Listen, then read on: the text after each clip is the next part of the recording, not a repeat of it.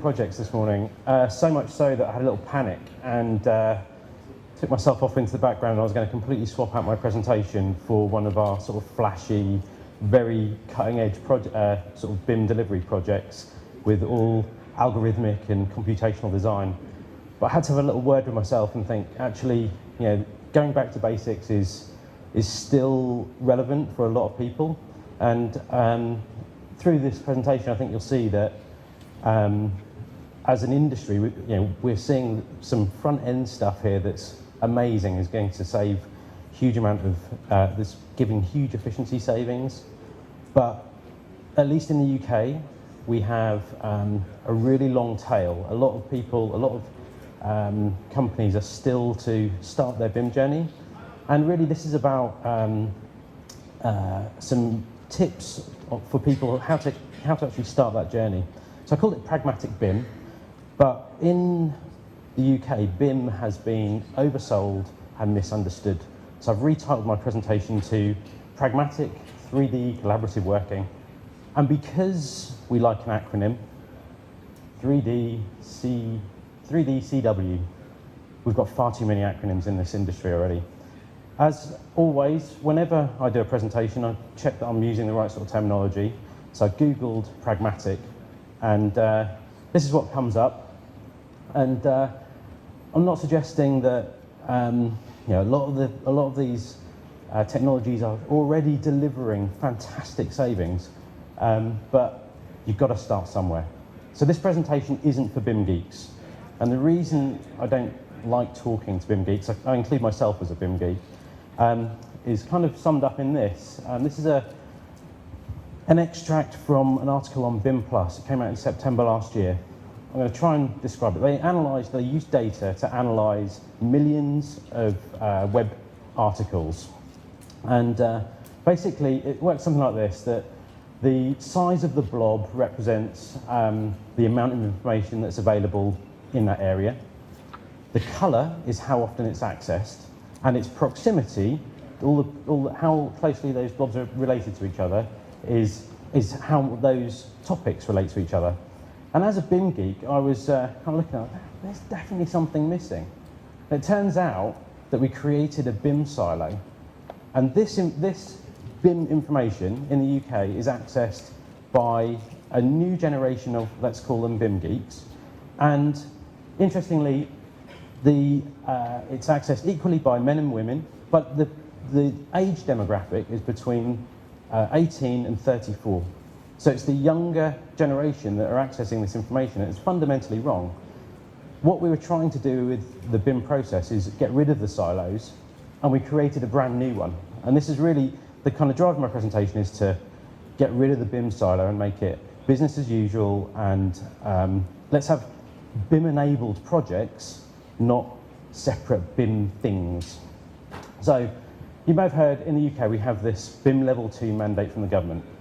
First and foremost, that requires a really well-informed client, and to do this BIM Level 2, you have to comply with a whole load of standard documents. We're getting some new ones in January next year, and you have to talk in BIM code.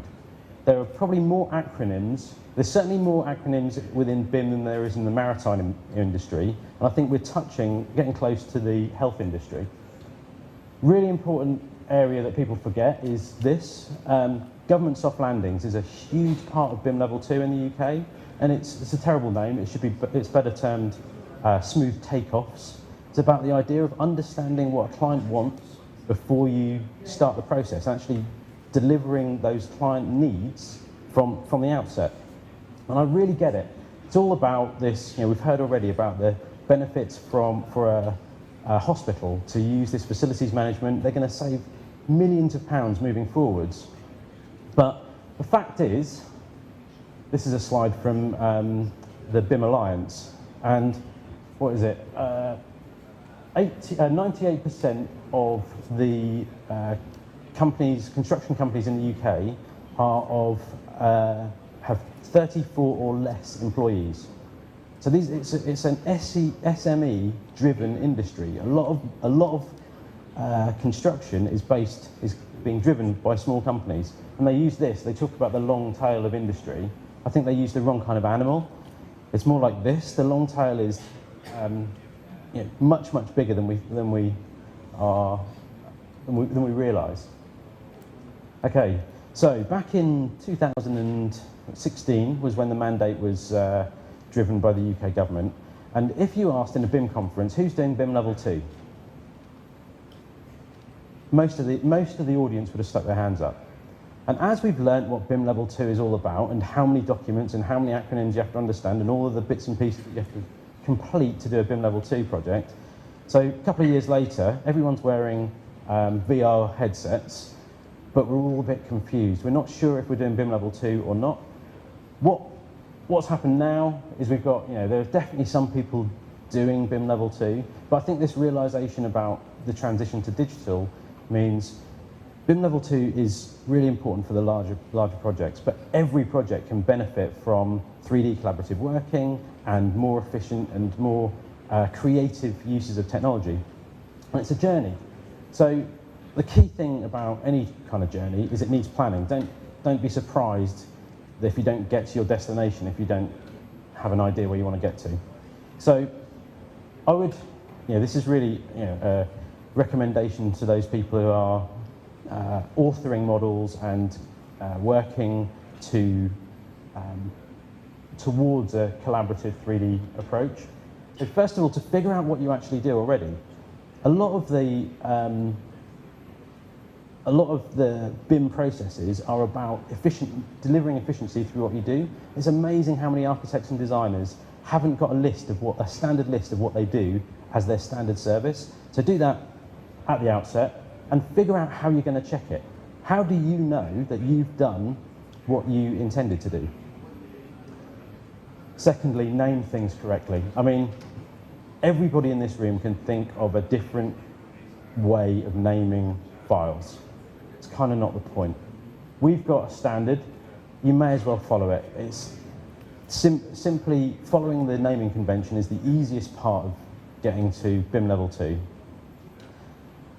Then creating your models, creating your information from a model, using tools like ArchiCAD or Tekla to develop a single source of the truth, 3D model, and then understand the principles of collaborating in 3D. So I'm going to go through those in a little bit. It's a reasonably technical, but I want to go through those in a little while about collaborating in IFC. And then start doing it and do your collaboration, the basic levels of collaboration, sharing models, doing clash detection, all those things that give real value. And then once you've done that a number of times, BIM level 2 is the thing that comes further down the line. Once you get a client who is well informed and ready to engage in this process. So BIM level 2 it's a destination, and I think there's a lot of benefits you can get on the way there. Okay, so 3D collaborative working is all about working with 3D models. You get some real simple benefits. I would say that 3D collaborative working is a prerequisite to BIM level 2. It's faster, you get better quality, and for me the most important thing is it's more fun. Okay, spin-off benefits. I'm using a real simple, every house, every school extension, per side all of these stadiums and brand new hospitals, every building will get some benefits from a simple 3D model. So single source of the truth, let's not have a window in a different place in plan and section and elevation. Let's just drive it from a single model. We can start analysing things like cold bridging.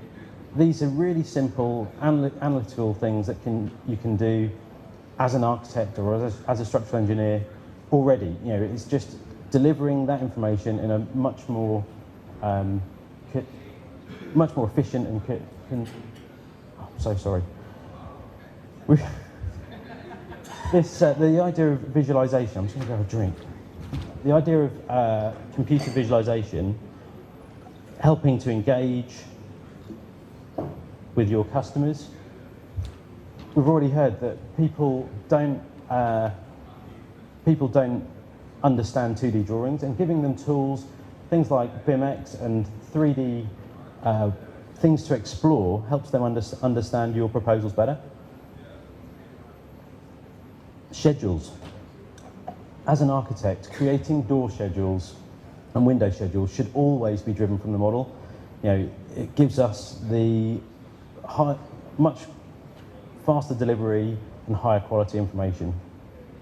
Clash detection. And we see this all the time, that simple clash detection saves so much time on site. And these are things that you can do before BIM level 2. And finally, BCF. I've spoken quite a lot this week, over this last couple of days, about BCF. A way to collaborate and communicate with your team in a really simple, easy to use format through multiple applications. So you don't need to all be using the same Autodesk product. So you can use Tekla, ArchiCAD, all of these different tools that really work well together using IFC.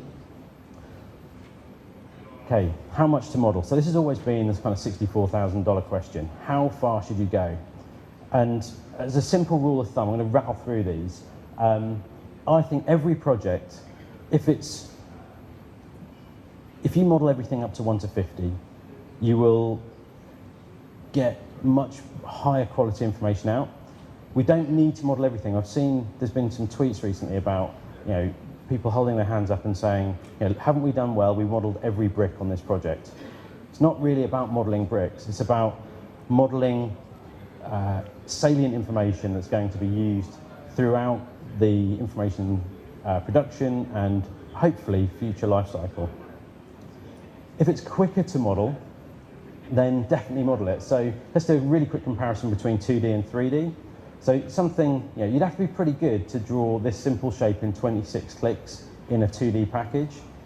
It's about half the number of clicks when you use a 3D tool, but you get additional information, so we can schedule it, we can now elevate it, we can take a section, and the number of clicks, it's a really silly example really, but the number of clicks, when you want to go to that next level of detail, it's almost uncountable. If you're working in a 2D environment to go to this slightly higher level of detail, but 11 clicks to go in a 3D package to go from simple schematic walls to more detailed walls. So do yourself a favour, and it's just even if you're only going to produce this level of information, doing it in 3D is much more efficient. If it appears in more than one view, so if it appears in plan and section and elevation, then model it, because that way you're going to, again, single source of the truth. You move a wall in plan, it's going to move in elevation. If it needs to carry data, so if the client has asked for a bit of information, IFC carries data in a 3D environment. It's a container that holds information. So if it needs to be scheduled, or a client has asked for some specific information, then that's definitely worth modelling. And finally, when I was in practice, I had lots of examples of this where complex junctions were hard to explain in 2D. Now I work for a software company, I don't actually have any examples of that, but sometimes just giving somebody a little 3D view that they can spin around themselves, especially for guys on site, means, I see, we don't have to fold that piece of metal in that particular way. So just helping people to understand is generally worth modelling it. So how to collaborate? I'm going to use the Rolling Stones as an example about collaboration. So here's a talented bunch of individuals. I would always recommend that at the outset of a project, meeting and just shaking hands with the rest of the team is, we've got amazing technologies where you can work across the globe, but making a connection with the team is really, really valuable. And even if you only meet them once, actually meeting face to face is, I think, still quite important. Then to choose your tools. So you can't just driving the whole process from one tool. People should be using, we call them best in breed, the best tool for the task in hand, and then using that and sharing that through an open common standards. Now, if you're in the music industry, you need a way to store your information. And we need the same in construction. Now, if the Rolling Stones music was only available now on the format which it was recorded in, it would be lost. So all BIM authoring tools are proprietary. IFC, Industry Foundation Class, non-proprietary, is not owned by anybody and guaranteed to be backwards compatible. So IFC is the construction industry's version of MP3. So you can see with the way that we share and use music now, we have a common standard which is available to use on different platforms. We stream music, but that's stored in MP3 format. Authorship is really important. So for BIM Level 2, we still have to have discipline-specific models. So knowing who has created what information, which is tracked through a common data environment, is really important. Unfortunately, if we end up in court, that's still where we go back to. We still have an architectural model, structural model. You may end up with hundreds of models on a project, but it's really important that ownership and authorship is recorded.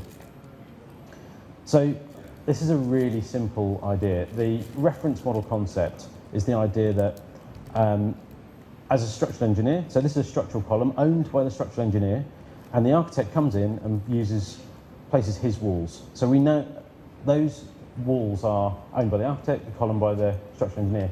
If we need to change the detail, let's say we wanted it to be more that way, more like this, where the blockwork comes into the steel, it's a communication process. The architect needs to communicate, I would suggest via IFC, or we've seen some amazing tools, things like Bluebeam. It's a communication process where the architect doesn't rotate that column themselves. They have to communicate back to the structural engineer rotates the column, and that's how the reference concept basically works. Also, sharing only what people need. So if this is our architectural model, the structural engineer doesn't need the furniture in it, and the facilities management team don't need everything. So when we use IFC, it's about sharing data which is relevant to that person. I have to run through these now. So IFC, what to expect from IFC?